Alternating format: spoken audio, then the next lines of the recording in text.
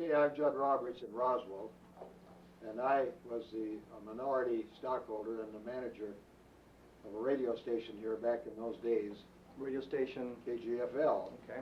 And we got word of it with the rancher himself. Word of the crash? Oh, I beg your pardon, of this UFO. Uh-huh. Of course, there was a release that came out of Walt Hott's PIO department out at Walker Air Force Base. Mm-hmm. And so we followed it up. I did not go out because I to the crash site. I did not go out to the crash site. Excuse me for being so hesitant about this. If I'd look at the camera instead of you, it perhaps would be easier. Well, that's why I'm sitting over here, so you can talk to me. Okay, so that's it. Be that as it may, So you were aware of something going on out there? Oh, definitely. Yeah. And then... Strictly from Walter's press release or other sources? Other sources. As a matter of fact, I don't know whether I should say this or not, but it was true. We hid out the rancher for one night. We're aware of that. Yeah. Where? Yes, and we did some transcriptions with him and so forth. Good old wire recorders, if you will. Where did you hide him out? We had him out at Mr. Whitmore's house here in town. He lived outside of the city limits on the east side. So you were present at the actual interview? I was not. You were not. I was trying to run the station at that time. Mm-hmm. The question that we ran into is the very next morning, some friendly person, probably from Clinton Anderson's office, called us from Washington and said, we understand that you have some information, and we want to assure you that if you release it on this matter, because it's not supposed to be released, it's very possible that your license could be in jeopardy, and so we suggest that you not do it. And he said, when I mean in jeopardy, like maybe 3 days. Was there any suggestion when you got that phone call? I mean, did Walt Whitmore hesitate about releasing the information? Did he say, well, we're not going to release it, or we might release it? I made that decision. So you got the call? Yes, I was at the office, you see. See, W.E. Whitmore, with whom I worked, had different office hours than you and I. Mm-hmm. And he was a great nighttime worker, and he came in about 6 o'clock at night to talk to me about the radio business, about the time since I'd been there since 6 o'clock in the morning. So you got the phone call from Washington? Yes, yes. And they told you that your license was in jeopardy. Did you? They indicated that would be a very negative thing. What convinced you that they meant business and you were really talking to somebody important? I don't even remember who it was who identified himself. Was there any? But he convinced you. But he convinced me because they'd already made such a stir about the releases, you see, to the newspapers and so forth. And so, in other words, the clamps went on the story. But this was not unusual for me because I had been down here for a couple of years at that time from Minneapolis. And with things like air crashes at Walker Air Force Base or the problems of that sort, it was not unusual for us to talk to the people and they'd say, okay, we've got a release date on this and not before this time. Of course, we always fought it because they always tried to take care of the afternoon newspaper. Well, that was where my question was going. When you got the phone call from Washington, was there any thought about going ahead to release the story anyway, or did you just immediately kill it? No, we did not. We didn't think so. We didn't know of it. So when you got the phone call, that was it. The story was done. That was as far as I was concerned. Okay. I saw no reason to do it because they'd already had the disclaimers out there, 10 tons of them, talking about these weather balloons and so forth. And so that was it. The point is that I was unable, I never did see the material. I talked to people just as you have. Who did you talk to? I can't remember. Can't remember at all. Now you say you hid out, or Walt Whitmore hid out Brazil overnight on... Oh yes, but it was W.E. Whitmore. Yes, we understand. Senior. Yeah, senior. So he had the 45-minute wire recording of Brazil's interview that... I don't know how long it was. In those days with wire recorders, these are guys all before your time. And if you recorded 15 minutes, you took it back to the studio, and it took you 15 minutes to rewind them at 3.75 or whatever it was. Do you remember whatever happened to that wire recording? Was it erased? No, I haven't. At that particular time, there was quite a clamp on discussion of this. Mm-hmm. And because there were people who were well thought of people who were pretty well convinced, and Marcel was one of them, and I knew all of those people out of Walker because we had remotes out there and we did lots of broadcasts out of there. So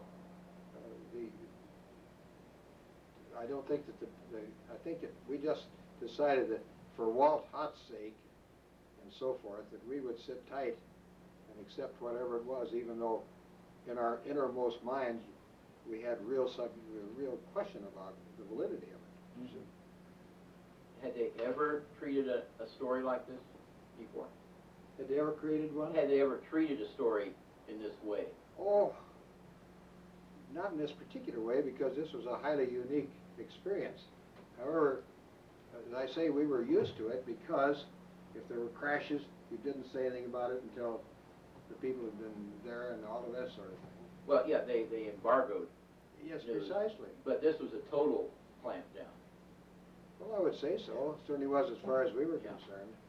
I mean, there was no time limit on this. They didn't say Has there after ever such and been such anything date like you that can. before?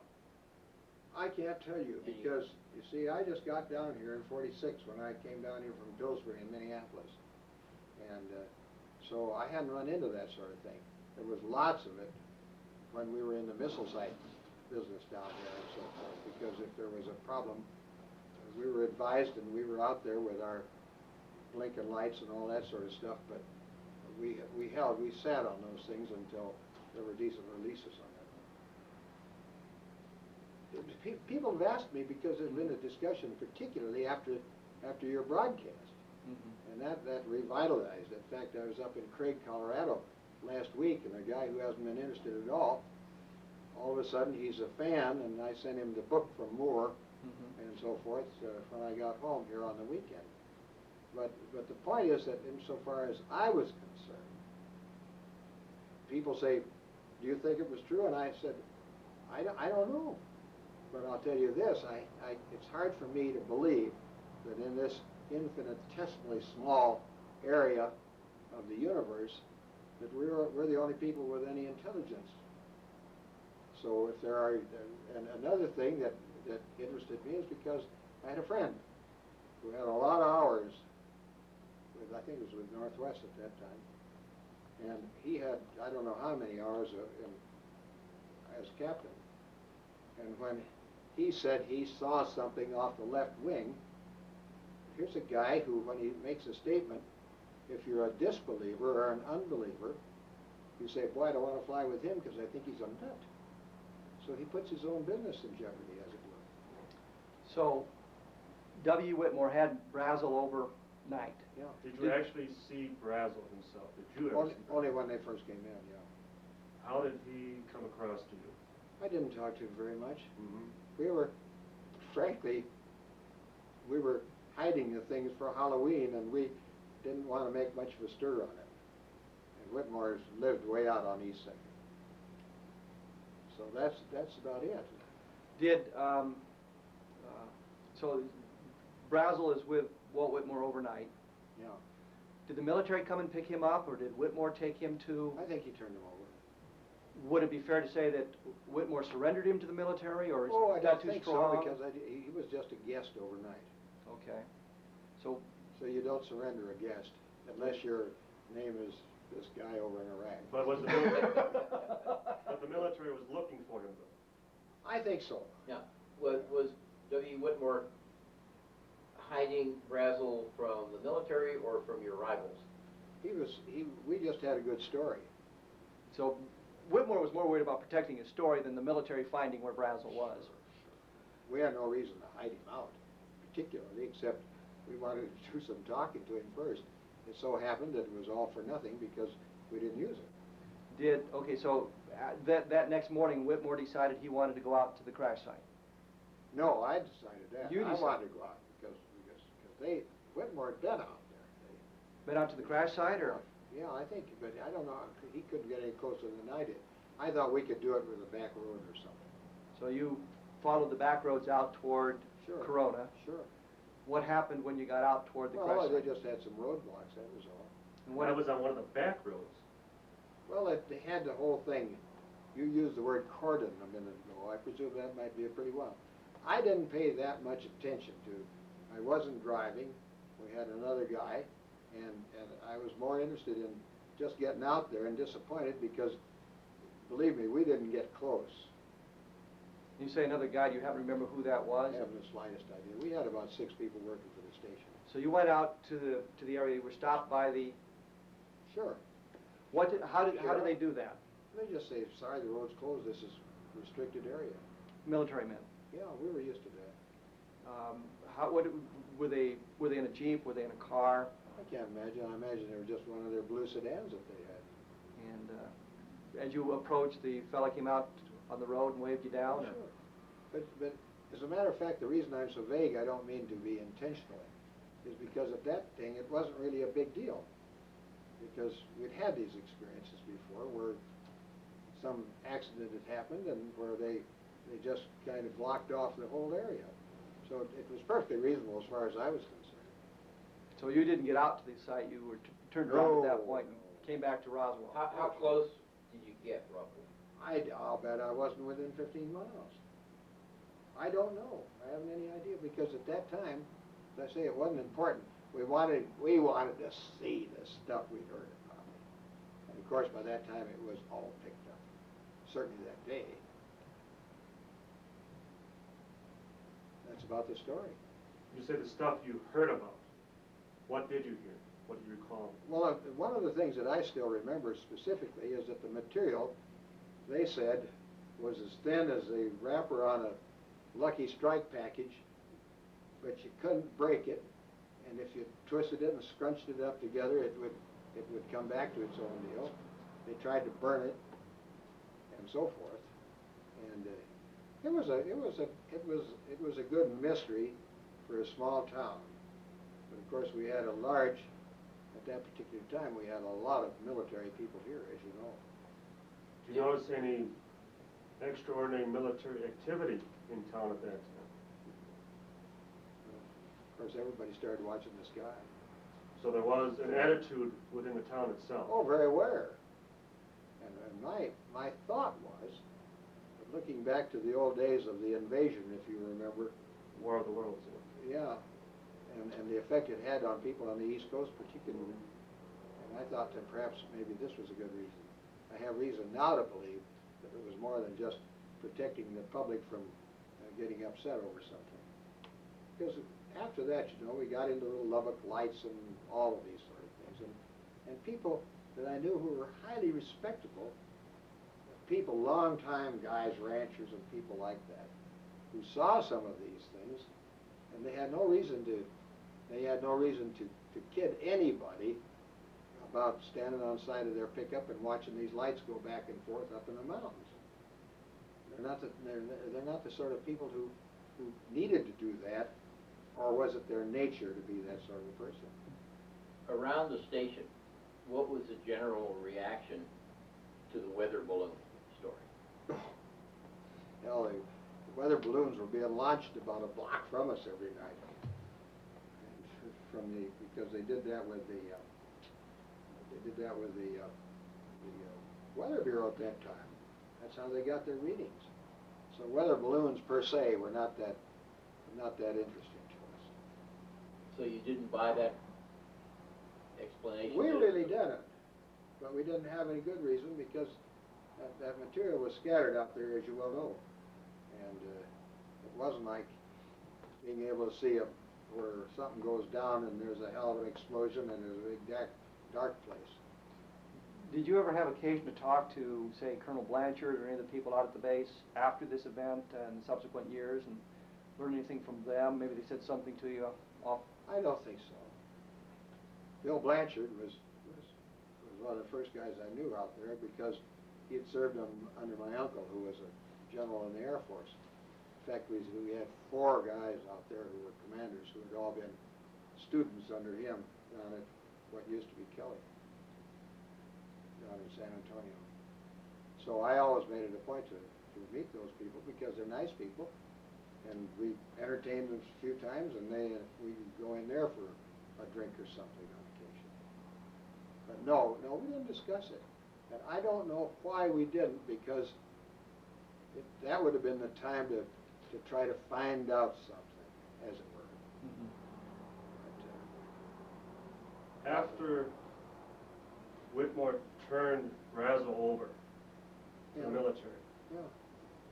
you saw him after this. Did he ever? Did I see You saw Whitmore, certainly. Oh, sure.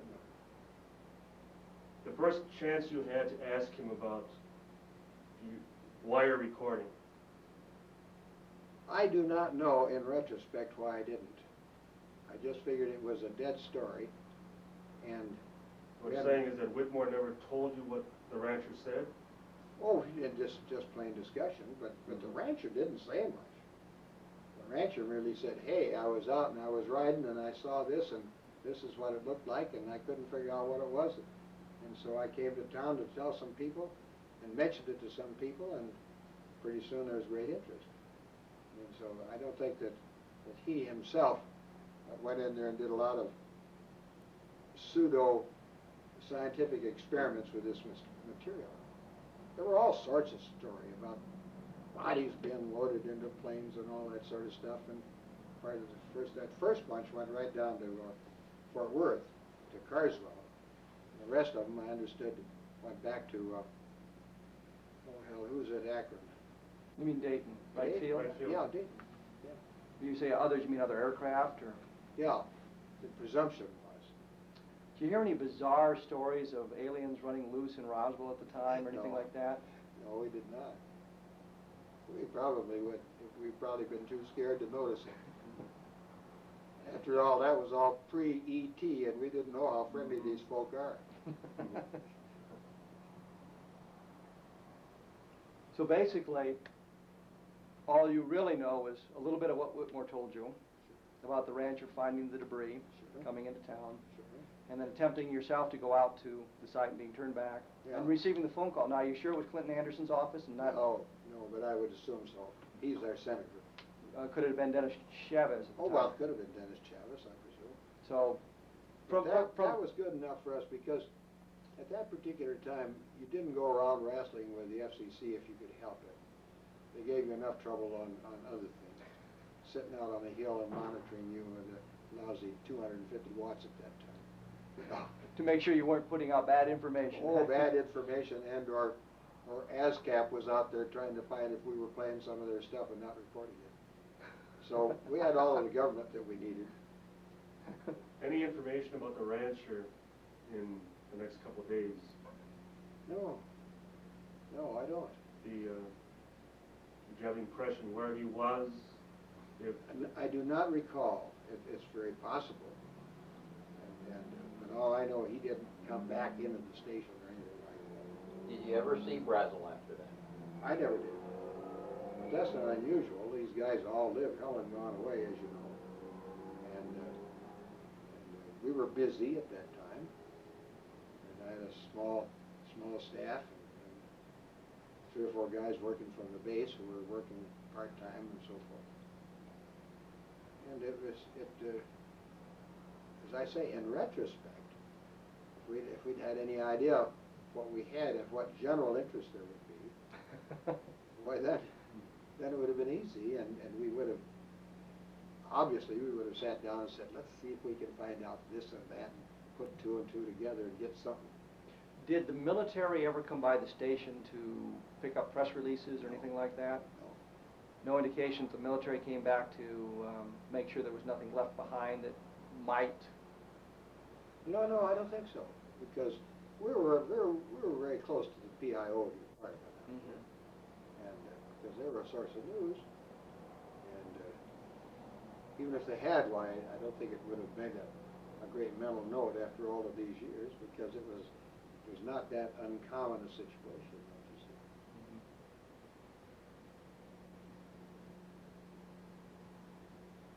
through the years, and certainly since the resurrection involved stories involved, any people that you've talked to, any former colleagues or anyone else that ever voiced an opinion or related any tidbits of information to you?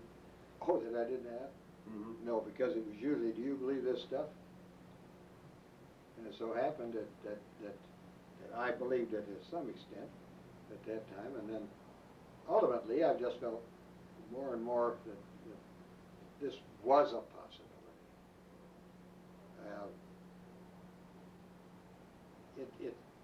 It was nicely hushed up. Let me put it that way. That's a general way of putting it. So you weren't that concerned that the military came in and suggested that you not release the story. That Oh. sort of thing happened on a regular basis. Oh yes. Oh sure. Whether it was an aircraft accident or maybe something that. Well, see, we were trying to cover all of that stuff at the local level because that's what we had.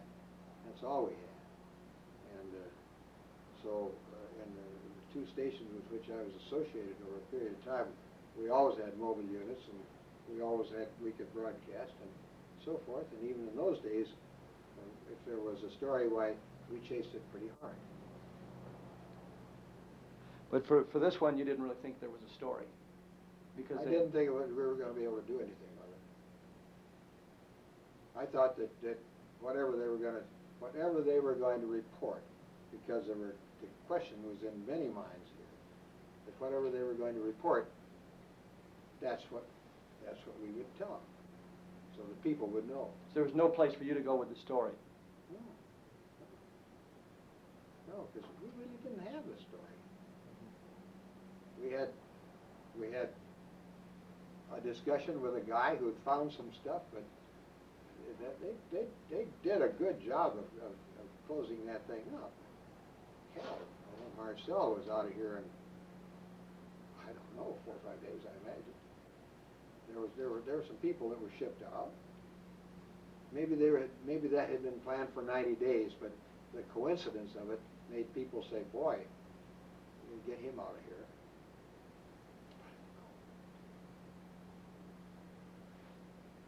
Was there much talk among the townspeople? Oh, Yeah. oh my, yes, sure. It's the most exciting thing that happened since they sold the prize bull at the 4-H sale. Covering all the big news. Yes, I mean, secondary story, but next is the bull. Was there any general tone to the public reaction? That they believed it, they didn't believe it, whatever? I wouldn't have any idea because we never did run a poll or anything like that. I would suggest that there were some people who said, "Boy, this must be a big story, or they wouldn't have made such an effort," and others who said, "Some nut." And so a weather it balloon. was a weather balloon, and that's good enough for me if they told me it was a weather balloon, by George. Which side were you on? I was in the middle between at that time. I'm obviously have gone to the there was such a thing now, but only on the basis of small bore logic that, as to repeat myself, if we think with this little dot, and it's getting smaller and smaller all the time, even though this thing isn't working too well up there now, but the fact is that for us to consider the fact that we are the only people with the intelligence to do that, and there's been so much stuff to the contrary since those days that I don't know. All I know is I think that to keep repeating myself, which I don't mean to do, but you can cut it, I presume. but the point is that why should we think in this little weensy part of the universe that we are the only people who were ever created with any intelligence? I know people who think there are other intelligences in space that are perhaps way ahead of us. And this might have been, maybe somebody came down and said, "Hey, we saw some flares down on that little old place over here on the atomic test. We saw some flares, we thought we'd send somebody down and take a look, see what was going on." And so they did, and they may have had the misfortune to do some bad navigating or something. Well, that's a new way of putting it. How did you know which ranch to go to? Because we talked to the guy when he came to town. And he actually told you, he gave you directions or told you? Oh, all of these old timers knew exactly where the ranch was. Everybody knew where all of these ranches were. Big ranches at that time. And, no, I was busy in the station, and that was a very busy 7-day-a-week job because we covered sports and we covered this and we covered that, and I did all the selling of all the advertising, what little there was. And so my job was to stay right there and run the thing. Whitmore himself was an absentee owner, and that's the whole story. Looks like that's it then. Is this deposition over then? I believe so. I think you've done a heck of a job. Well, no. I'll turn this off for you. How's that? Fine. Were they in your program? Where they thought it, and they never bought the idea that it was a reflection from somebody's glasses down on the ground. I'm just putting the date on this now so that we've got a picture of you with the date, so that we. Well, I wish I could be more helpful, because I'd love to see you guys come up with some real solutions if you could find it. We're getting there. Yeah. Really are. Are you? Putting the little bitty pieces together. In fact, we feel very we can slowly. put the whole timeline together. And we feel Which is why your story is important, because you have a couple of little pieces that help fit it into the whole chronology. So, I can never convince you how important your story is to us. Well, I realize because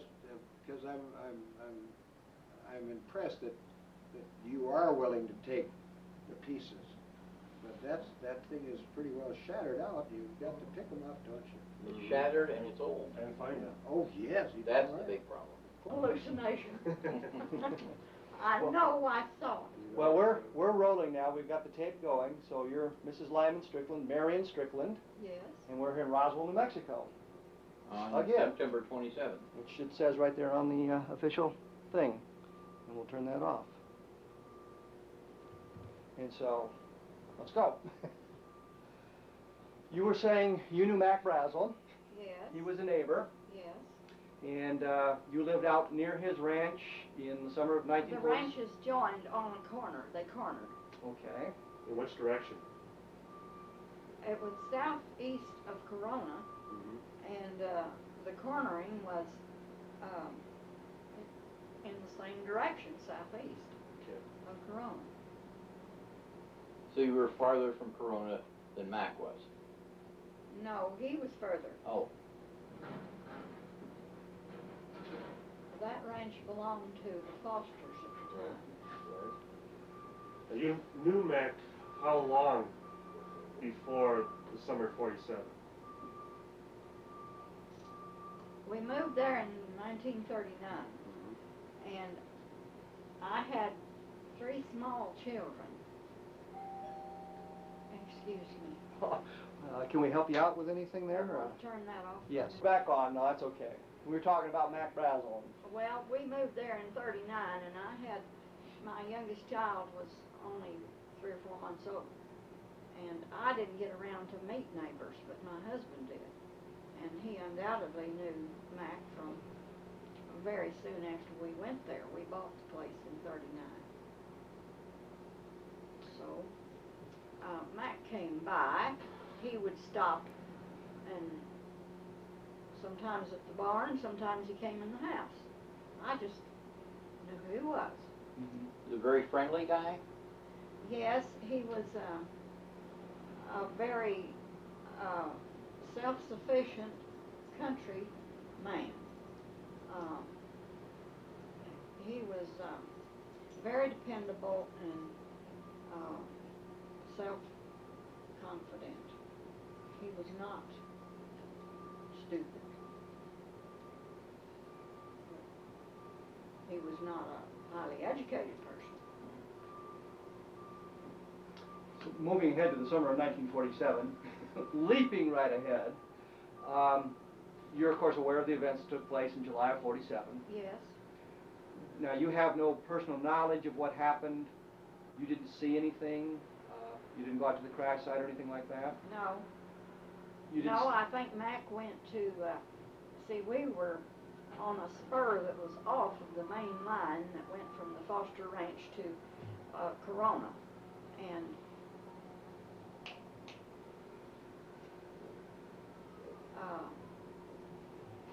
he would have gone by the Proctors and Saltermeyers first, just on the way to town. Mhm. But he would come out of his way to come by our place. But he came by and told us about it, and probably tried to get Lyman to go down and look at it. Sally said she, Now, Sally is your daughter? yes, Okay. we have two sons, but they're both deceased. Mhm. And she thought that she could remember him wanting Lyman and the boys to come down and the kids. She Mhm. was one of the boys, literally. And she said that that was a busy time of the year. Mhm. If it was dry, and it was dry more than it was anything else, they were feeding or marking lambs or one thing or another. Now, you said you remember the thunderstorm, or? Oh, yes, because we had this is the house that was built later. We had a little old dinky shack that had a porch that wasn't any wider than that. And my husband, all ranchers go out on the porch to see where it's raining, Mhm.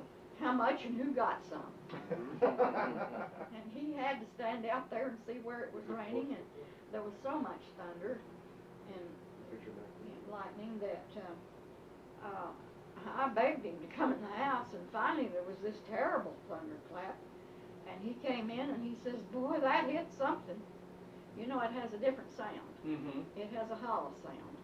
So he thought lightning had struck something. Yes, and it was 2 or 3 days after that Mac, no, it was longer than that. It was a week or two. Did he didn't see the lightning hit anything? He just. No, that's hilly country, Mhm. and the clouds were hanging low. They were pretty low. So then you and Lyman, nobody went over with Mac to see the stuff. No, Mac went to the Proctors and maybe the Saltermeyers. I don't know if he went there, but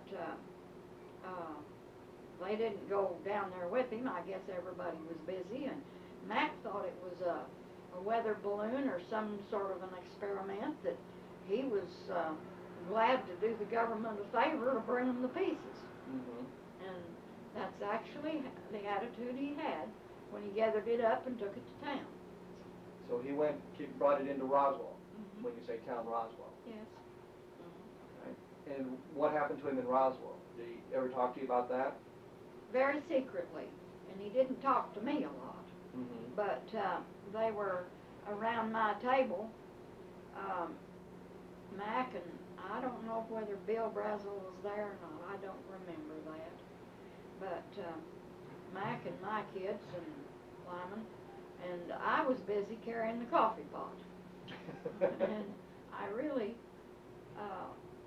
heard more sketches of the conversation than if I were just sitting there talking like we are here. Mhm. What pieces of conversation did you hear? What do you remember about that? How nasty the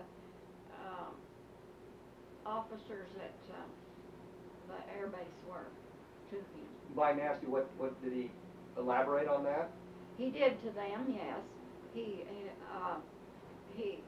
was held for, I believe it was 3 days or 3 nights. Of course, ranchers all had livestock in their corrals that had to be fed, and Mac was there by himself. Mm-hmm. And I think he called Bill. Bill was in Albuquerque Mm-hmm. to come down and take care of his livestock, but they literally threw him in jail. And it was 2 or 3 days later, Lyman and Floyd Proctor had some business with the Bureau of Land Management, which had an office. I don't remember where their office was then. Anyway, they came down here to the Bureau of Land Management together, and they saw Mac being escorted by I believe two Army men, and I don't know whether he had handcuffs on or not. I don't believe I ever heard that, and I don't believe he did. I believe they'd have said something about it, because we were all, the whole neighborhood was scandalized that the Army, that the services would treat people like that, people who had good intentions. Did Mac never mention what went on when he was held on the base? I didn't hear it. Surely Walter Hawk did. He was a lieutenant. I couldn't tell you because, like I said, I was carrying the coffee pot.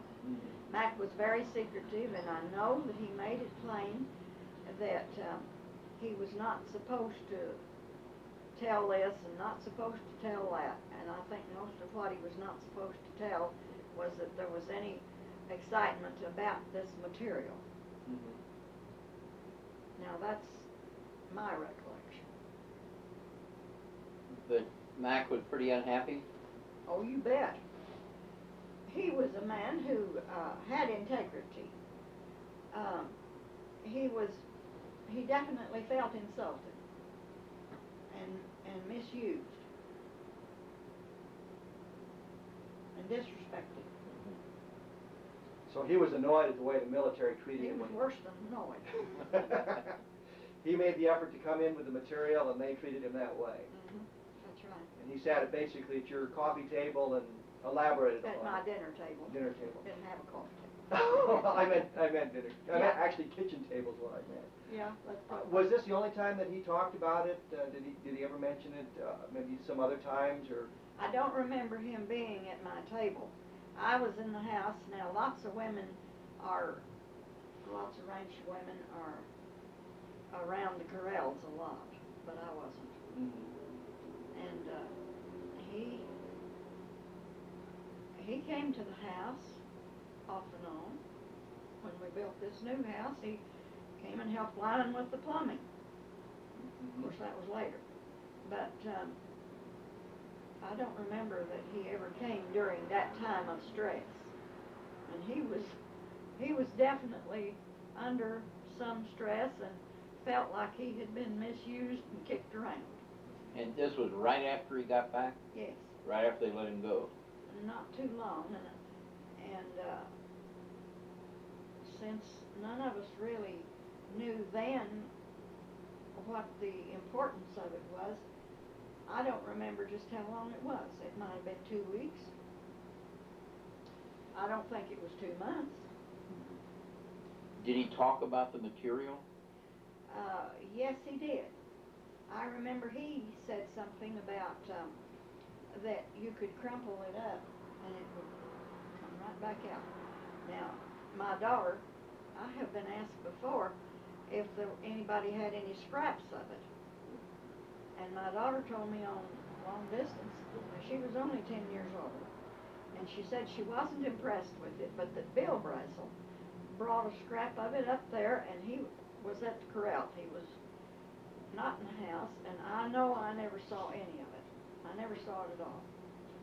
And she said that it was very, very thin, that I sewed a lot, and she was familiar with fabrics, and she said it was like a very thin cotton, but very tough. Now, she emphasized the words tough. And I said, how big was this scrap Bill had? And she said, oh, 6 inches by 8 or 10. And I said, what do you reckon he did with it? And she says, well, if they didn't build, I don't believe they were people who kept a lot of,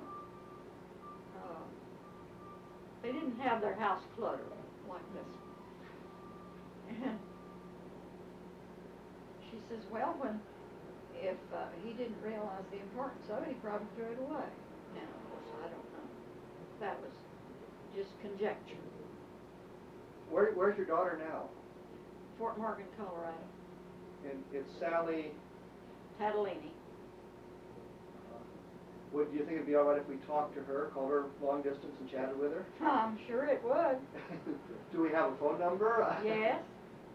But do you happen to remember what it is? Yes, I do. Do you want to write it down? No, I'll have it recorded.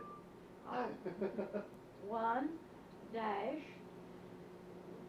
303 dash 867 dash 5025. Okay. That's her home telephone. And that's Sally Catalini. Catalini. Now, of course, her husband and sons wouldn't know anything about it. Are they from this area, or are they from Colorado? Or? They're from Colorado, all of them. But she says Bill Brazel brought a scrap of it by for her to take a look at. Well, Or just to show. to show, and like I said, now she lived at the corral. Her daddy had to order her to the house. She had her horses and so forth. And she was out there, and the boys were out there, and I suppose Bill stopped, and that was the whole family as far as Bill was concerned. So, and I don't know whether I was home or not. So basically what you know is Mac Brazel was held by the people at the base for a number of days. Yes. He came to your house and was irritated by He their was worse than irritated. by the treatment of them, and you heard some of his discussion about what went on at the base. And then Lyman saw Mac in the company of a number of... If I could say something that's off of the record. Back on the record. Could I ask you about the thunderstorm again? The thunderstorm. Did anyone else comment? Did you hear anyone else Comment about the thunderstorm? about the storm? I asked Juanita about it one time, and she said no, she didn't remember it because she had little children. Her children, by 1947, mine were 7, 8, and 10 years old, 12, and hers were babies.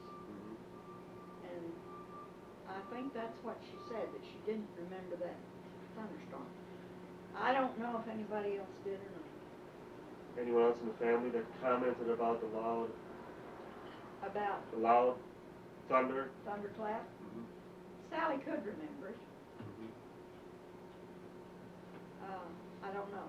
Okay. My sons have said are not living.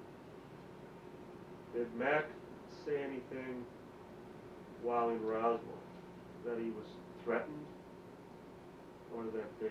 I think he was threatened with something because he was threatened if he opened his mouth he might get thrown in the backside of the jail. Now he gave that impression, definitely.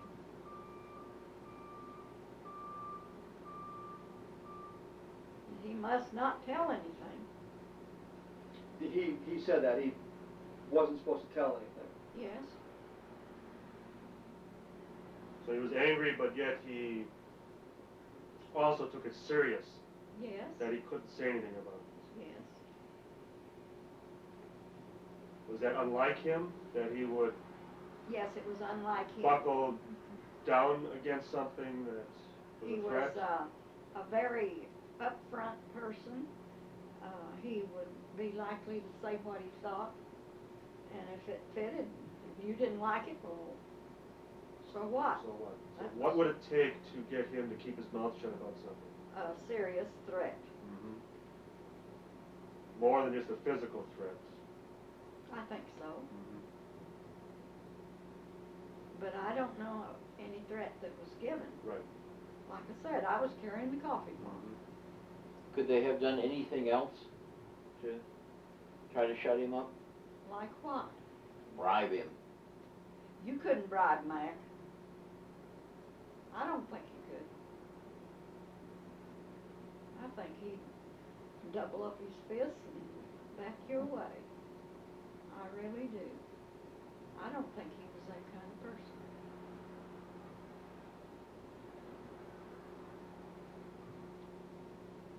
Has anybody else made any such remarks about Mac?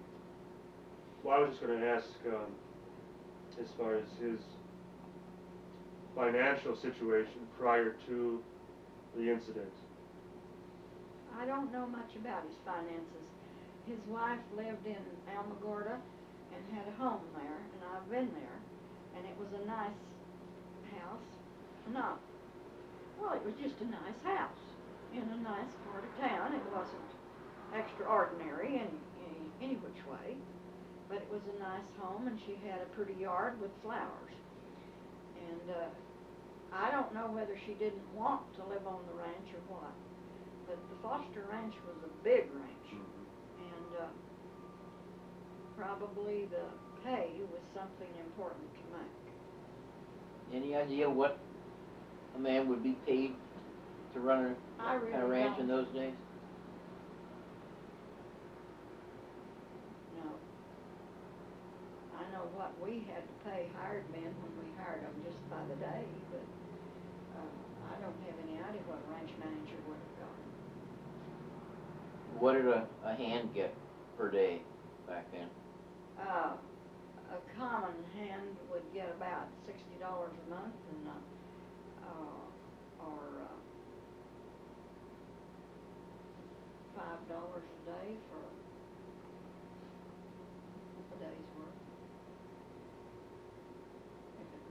If it was hard work, and if it was somebody that knew what he was doing, like windmill work or fence work.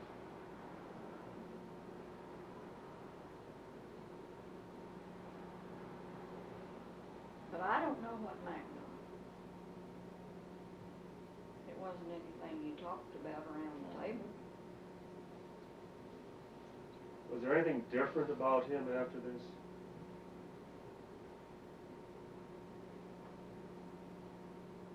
He might have been a little more reticent because he felt like he was disgraced, and he really wanted to square himself with his neighbors. I think that's why he talked a little, because he was afraid that the neighbors might think he had done something of a crooked nature. But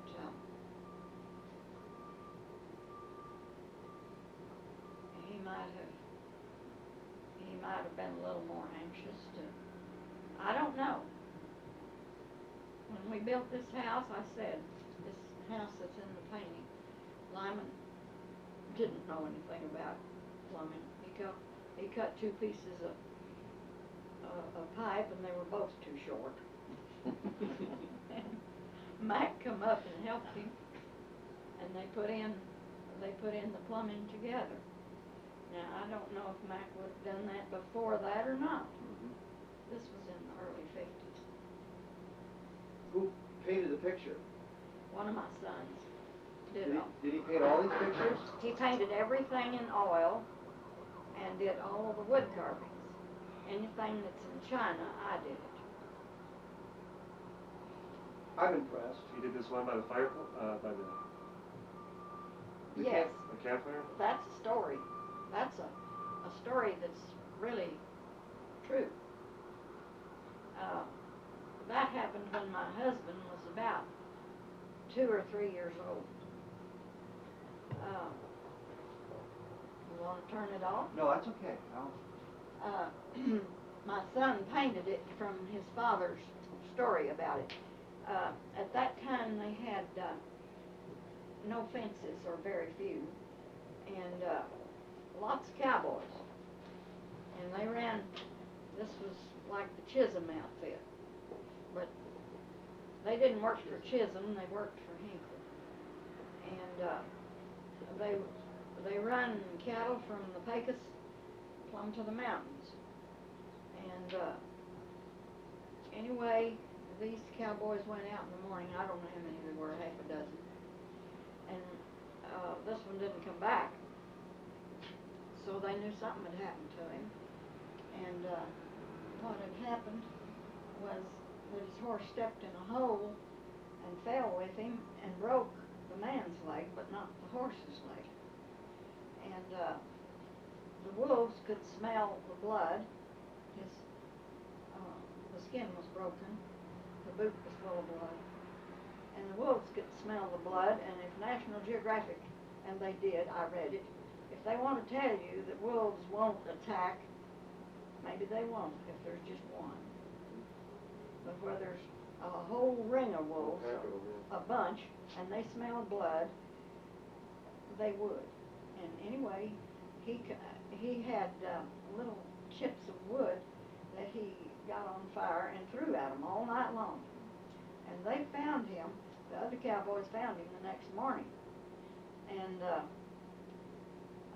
my mother-in-law, Lyman's mother, walked up to it and says, "There's supposed to have been a tree right there. That's where the chips come from." My son had never painted a tree. He never painted a tree until I insisted that he paint these that are around the house. And so he didn't put any tree in it. And her sister, Aunt Jenny, walked up to it and said, somebody else in the room says, "Well, did he get over it?" She says, "Well, he sure was a good old dancer." So I guess he got over it. Those are beautiful pictures. Yes. Yeah. Well, thank you. I treasure everything Oh, you here. should. My son was selling at the time that he died, and he had sold several portraits.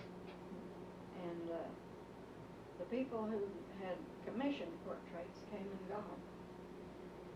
But I kept everything else I could have sold. So I just plastered the walls with them. Yeah. Great. You don't want to see And what is it that you painted? I paint china. And what in here did you do? Well, this cabinet is full of it. Up here? That cabinet is full of it. And everything except one or two antiques in these shelves. That's obvious where you learned it from. Yeah. How about Oh, these beautiful. cups with birds? I painted all of them. It's incredible. Actually, that's marvelous. Now, I didn't paint the Virgin that's in the window. I did about half of the birds, or more than half, maybe. The flowers on the china thing? Oh, yes, I did all those. Extremely realistic. Excellent. Well, thank you. I've enjoyed doing it. My son was painting at the time that I found a lady who gave lessons, and well, that was her husband that came with the onions. And I thought, well, I've always enjoyed China, and I'll do this so I don't interfere with his work. Like heck. He had talent that I'd never have. It's obvious. Oh, I wouldn't say that. You've got a lot of talent. But it's obvious that he had lots of talent too. He had a lot of talent. But it was pretty much a sideline for him? That's Strickland. He was 40 years old 59. when he died. And he had really just gotten into the artistic efforts. He drew from the time he was 4 or 5 years old, things that you could, well, I'm his mother, things that you might say, this is awfully good. He drew one that I hung on the wall until it turned yellow, and it was a cowboy standing by a windmill. And the windmill was much taller than, the cowboy was much taller than the windmill. So you know who was the most important. Mm-hmm. But both were very good. And he was 4 when he drew that. But I have paintings of his all over. I have a grandson and 2 grandsons that are this daughter's sons. One of them is an art teacher.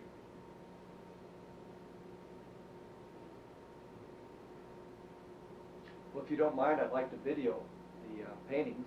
All right. I'd like to. I don't know if it'll come out, how good it'll be, but I'd certainly like to give it a shot.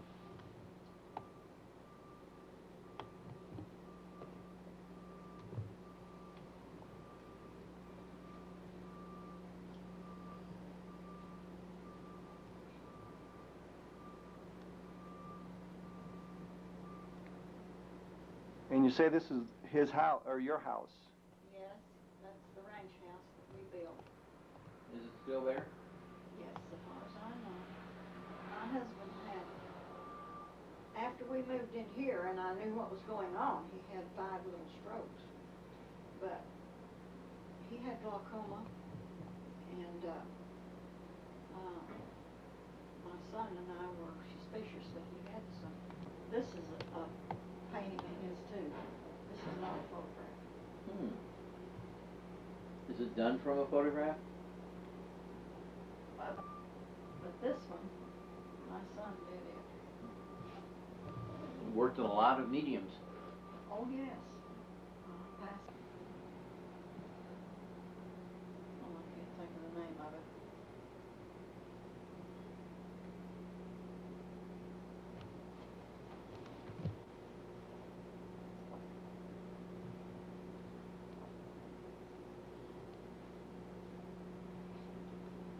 Set. He had glaucoma and was treated for it for several years, and his eyesight was such that this old excitable woman wouldn't ride with him, except on a ranch where it didn't matter. But we were coming back from Roswell with a load of feed, and I was driving. We had a 3/4 ton pickup, and usually loaded it with 2 or 3 ton. This is when approximately? This was maybe in the 50s. I couldn't tell you exactly. It didn't have anything to do with mine. Right.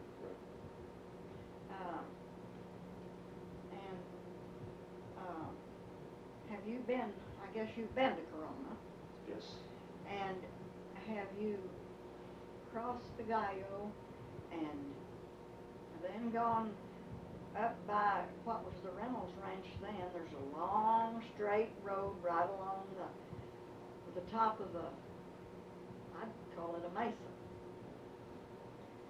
It stretches for at least 2 or 3 miles, just as straight as a ribbon.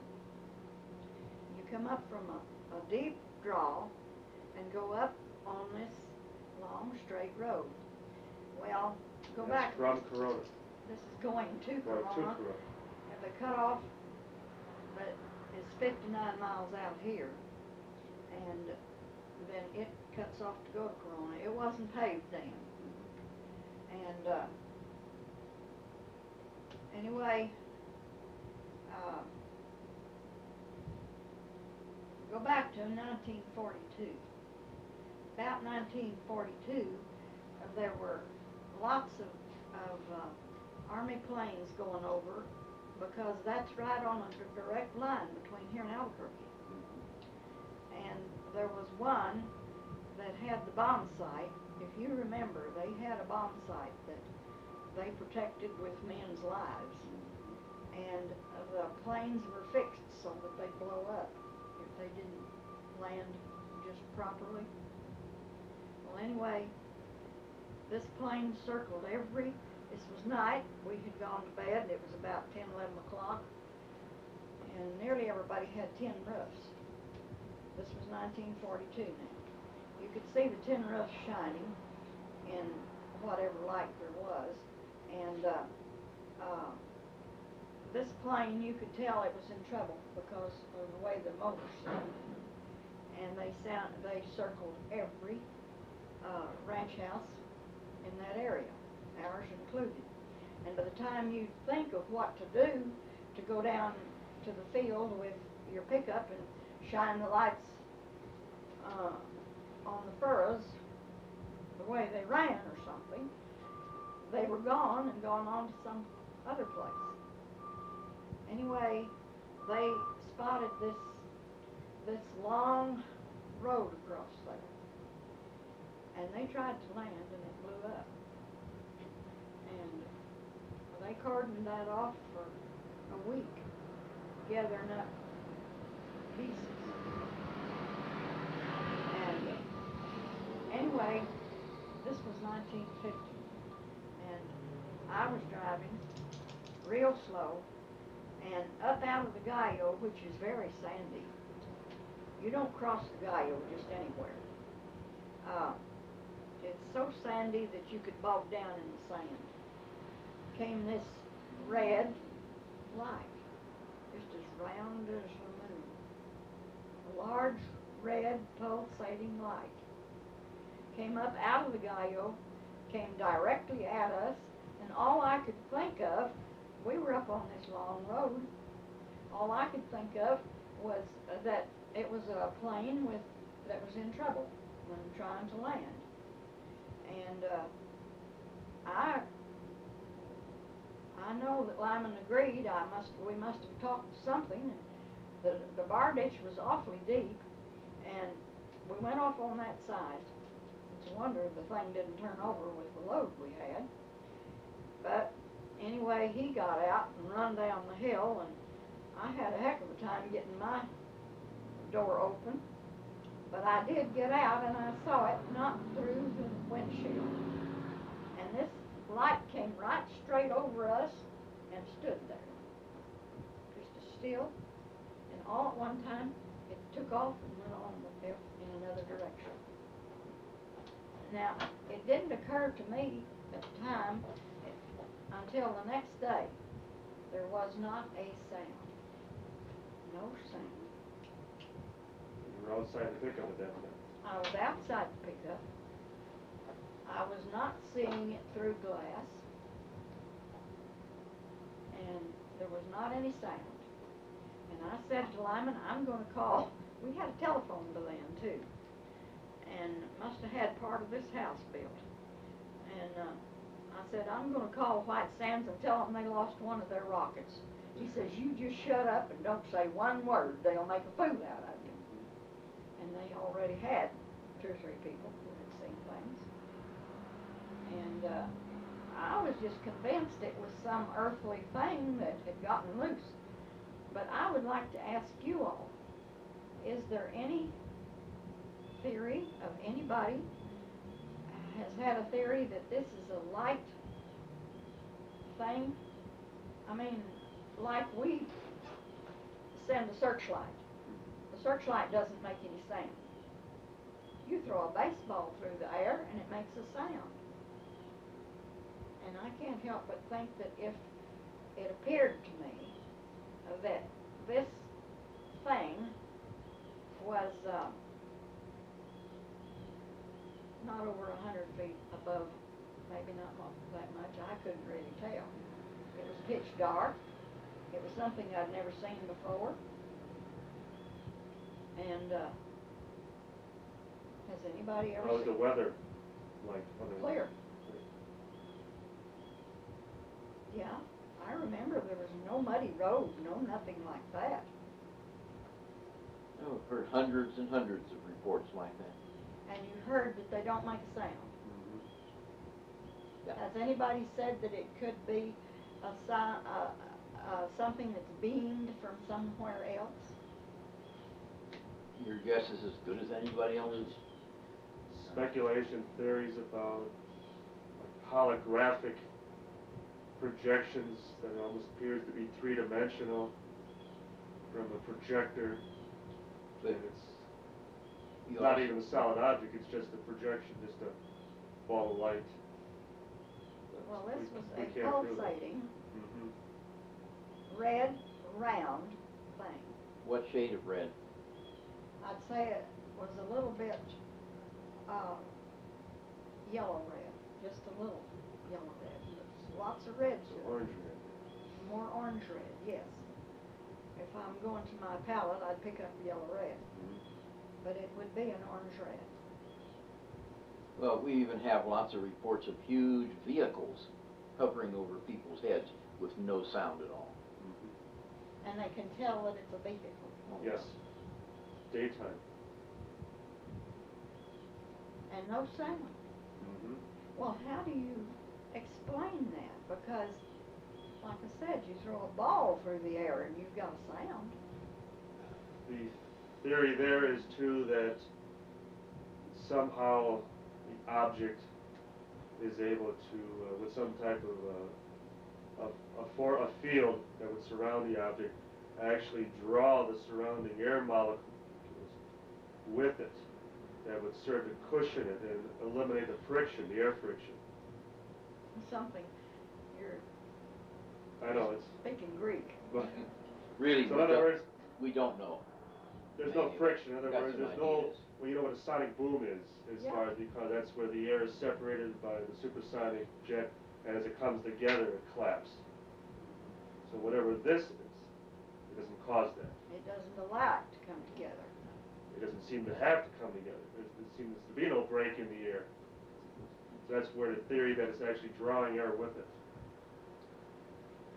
See, too, when you have an object that moves that fast, that the friction would cause it to start to glow.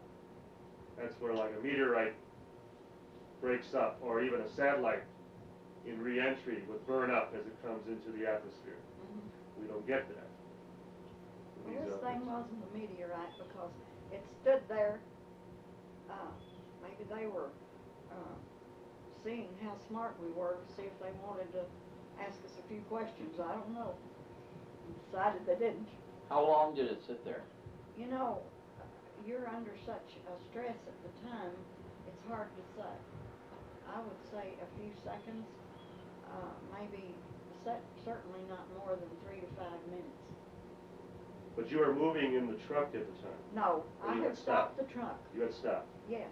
Was it up ahead of the truck as it appeared to hover, or was it overhead? Covered right overhead. Right overhead.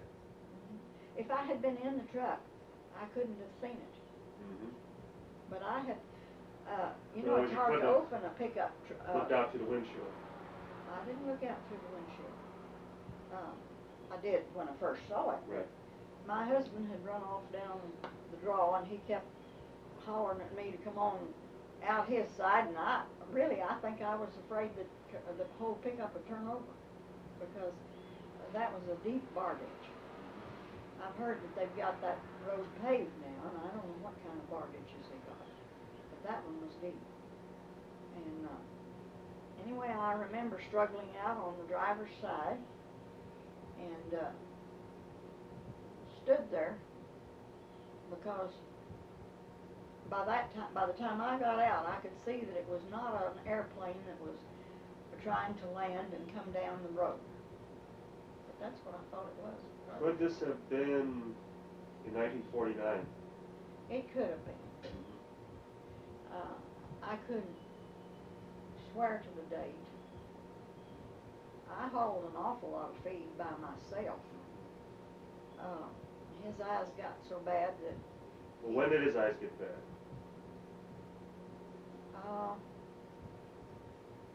I guess he had some eye problems from the time I first knew him, but they were not treated Right. until in the late 40s. And by that time it was really too late.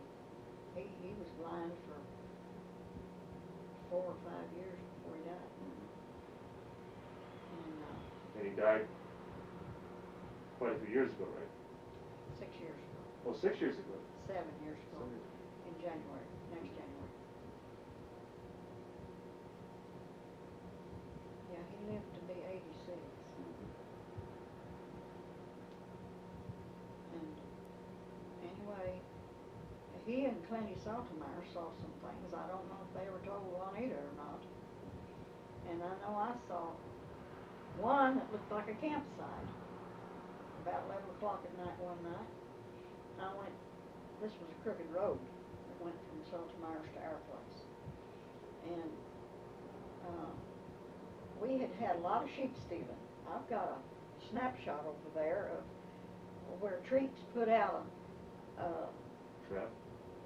a sign that said there would be that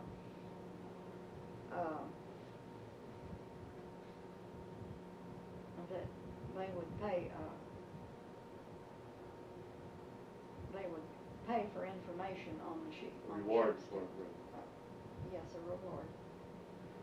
And I went right home and called Clenny, and of course got him out of bed.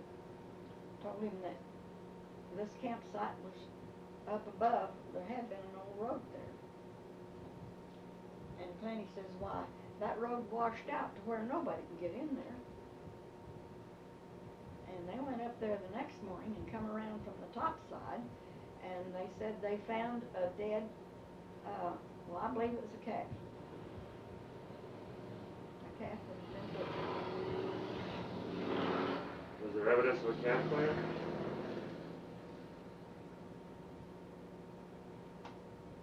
You know, I don't remember, but I do remember what looked to me as I passed it like lights, lantern lights that would show through a tent, through some of the openings in the tent. Anybody moving around? No, I didn't see anybody. See, I was driving and I didn't want to sit there if that was sheep stealers and wait for them. And I didn't know that the road was washed out. It was in Clay's pasture. Then in our pasture there was a bluff on the, we called it the Bonita. And to me it would be 100 feet down, maybe it's not more than 50. But they had it fenced off so the livestock wouldn't come up there and graze and fall off. And it was very rough. You couldn't get up there with a pickup or even a Jeep because pieces would fall out and fall into the canyon below. And that was above our house. And as we turned the corner to come in, been to a ball game one night and come in after the ball game, and here was a light going down like from one fence post to the other.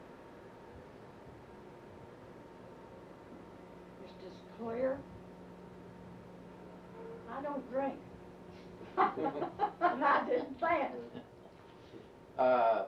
This ball game, you remember anything about the weather?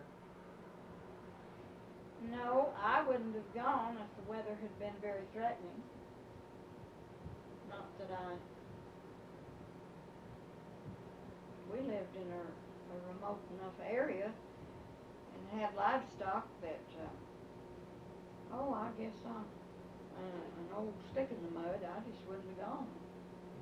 I'm not that crazy about sports. My kids were, the boys were playing, one of them.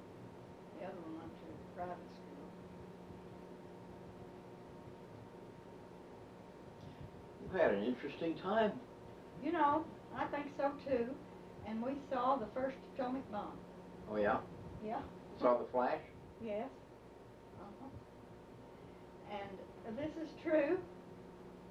My husband was one of those that thought if you didn't want to get up at 3 o'clock in the morning, you were probably a little lazy. And he shook me around and he says, "Come here and look." And we just, this was an old house and just had one little window about the size of that out on the west side, and he wanted me to see this explosion, and I did not see any mushroom. We were in a direct line from Alamogordo, behind the mountains. But, and it was very white, and it went right straight up.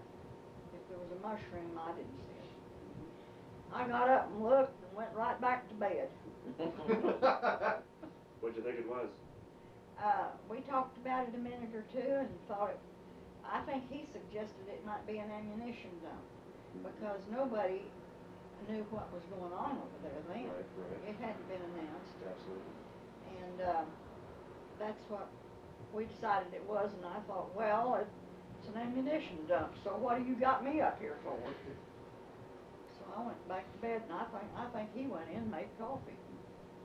Had you heard any rumors about what was going on? If so, I don't remember it. We had an awful lot of drought, and we also had planes that we know they came out of Alamogordo, out of the base there, that scattered something that dispersed the clouds, and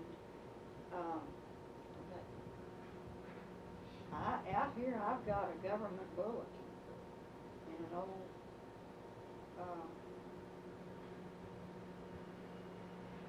I've got it out there in a box. I know where it is. It'd take a while to go find it. Anyway, the ranchers all really, they thought that that these young boys were doing this. They were buzzing windmills too at times, and they thought they were doing some of it just on their own, just to be funny. And they made a protest, and there was, I can't remember that man's name for sure. Anyway, the general, and he came in from El Paso, and he told them that it was not his boys that was doing that. It was a group that was assigned to experiment with the weather. And he gave us the address and what to ask for, and we got these bulletins, this one that I'm talking about. And anybody that asked for one after that didn't get it. They shut it off. But I still got it. Tell us about the experiments. The experiments were going all up and down the Rockies, even into Montana. And there was a big experiment station right there at the mouth of the Platte River where they had, when they had that big flood on the Platte. 1960.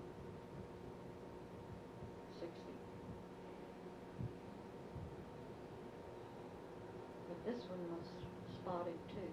I mean, it was named. We got first government bulletins from Montoya, Senator Montoya. Anderson was, Senator Anderson was down right in Sorrelton. We were just a bunch of hicks that didn't know anything. But they could see some of these planes coming in. They were branding calves or marking lambs or something one time, and a bunch of men around on the Gallo, and this wasn't at our ranch, but all the neighbors got together to do those things. And they could see something being dumped out or spewed out of these planes, and the planes going right, you might say, into the clouds, or they appeared to go into them. The clouds would just vanish. You could just go buy more feed. You saw this happen? I didn't see that. My husband was there. But I saw the planes come in. One time we were stuck in that same draw that had that bluff on it I was telling you about. With the anyway, the water had come down. Those magazines are to be given away, and you can have any you want. We were stuck, and there was the biggest old black cloud up above, and we needed rain and needed it bad. And we were just working like crazy to get that. It was my husband and the oldest son and I to get that pickup out of the draw, because it would have washed it away. And the planes come in, and finally somebody noticed them there, and those clouds just absolutely vanished away. This government thing, they said in so many words that they were trying to send the moisture into the areas that needed it for dryland farming, wheat and so forth. Makes sense. I think they nearly got sued. They washed away the Kansas City stockyards once, Got one. which served them right. Got protected, man. I think that's all we really need. Great. You've done some wonderful work for us. Well, I hope it's been worth something. I think the American people ought to know what's going on. I can realize one reason that this was kept secretive is, you remember Orson Welles? Mm-hmm. Yep. You're too young. Well, we read about it in the newspapers. I do. Well, anyway, he had written a play, Right. and I think it was in New York City, that there That's was right. a downright riot. War of the because- Worlds. Yeah. People from the other worlds were coming, and the people in New York City just panicked. as they're well known to do, people I in New guess York so. City. I guess so. Anyway, That's the only reason I can see why they can't be honest. Of course, now they've had so much practice Yeah. at being dishonest. Yes, and Second nature. they have been used to the idea of their superiority and lording it over the rest of us. Mhm. We're just the taxpayer. We're just children that have to be taken care of. Yeah, we're just the taxpayer that Yeah. they can gouge for more money. So what do you believe crashed out on the Foster Ranch in 1947? What do I think? Yeah.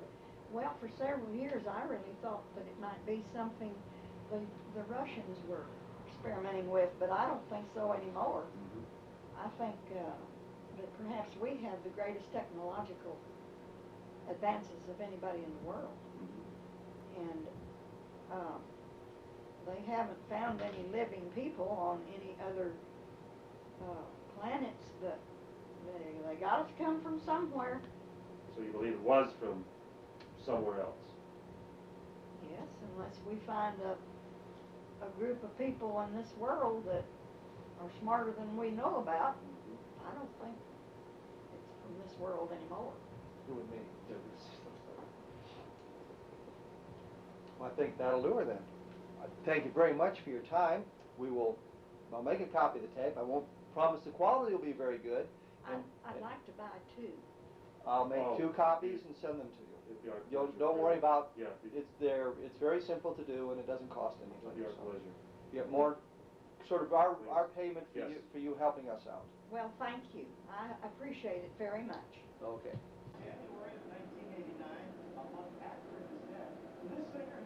And your name is?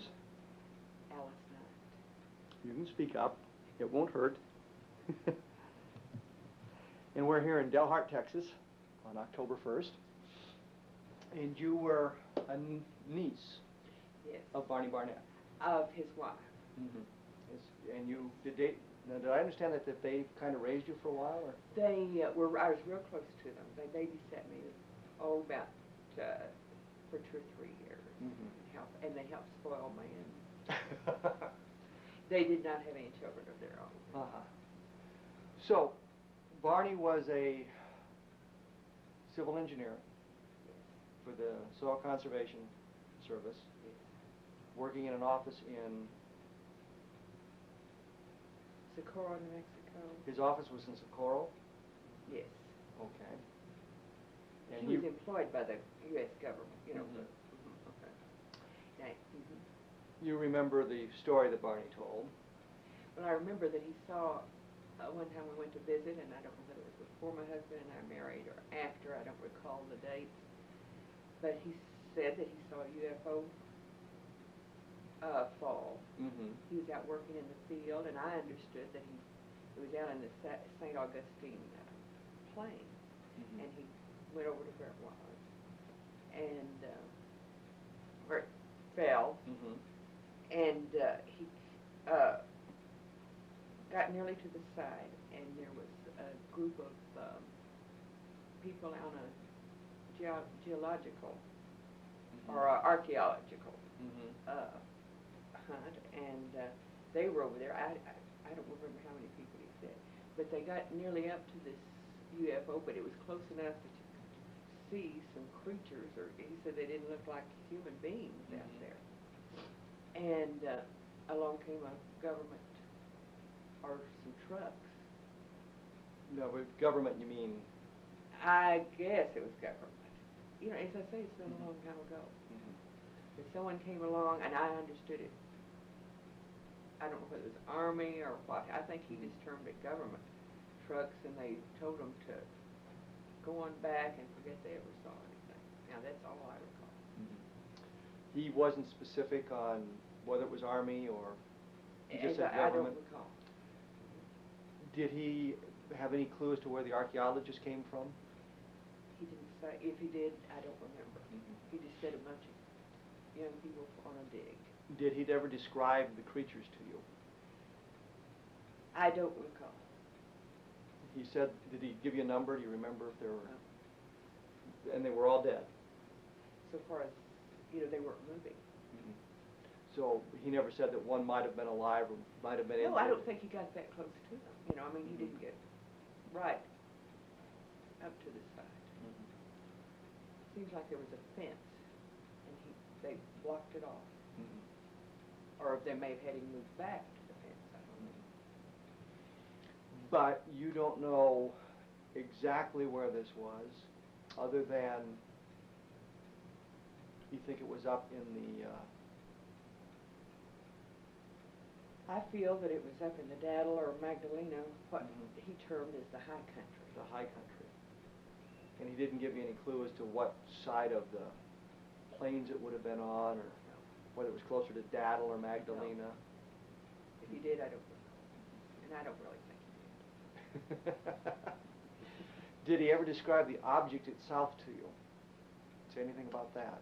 Do you know, I don't, you know what, since you've heard about all these Mhm. others and things, Mhm. you don't realize, I don't recall if what he said or what has been put into my mind, or, you know, that Mhm. not that anybody's put anything into my mind. Well, but you What you've read and you've read the talked books, you about, saw the and Unsolved you've Mysteries talked program. about, and things that you've talked about. And there's been talk of UFOs ever since. Mhm. But your memories then are just pretty vague about what he'd said. That's right. Except that I do know that he said he saw a UFO. And that there were creatures. In it, And or he saw. people or whatever. So. And I believe he did describe it as a round thing, but you know, Mhm. let's say I don't know what. Do you recall now, in the subsequent years, what his feelings about UFOs were? No, don't even recall us talking about it. What's your feelings about him? What do you think? Well, since he saw one, I know that it's true. So you believe, based on what Barney told you, Yes. that flying saucers are real and they're piloted by beings from other planets? Is that a fair assessment? I don't know who they're. I just know that they're real. Or this, yes. But you trust anything Barney told you on that? Yes, order? I would. Was he ever known to play practical jokes or spin tall tales or anything like that? Oh, I don't know that he'd play practical jokes, but not spin tall tales. Mm-hmm. So he was very. But he was serious about Mhm. this. This was a serious. Did it ever come up more than one time that you remember? I don't recall. So, and you have really no clue. I'm sorry. No, that's my no, recall is so poor. That's fine. That's exactly what we want. Is exactly what you remember, not what Somebody others may have said or things that people Yeah. might have said, but what you recall yourself. Mm-hmm.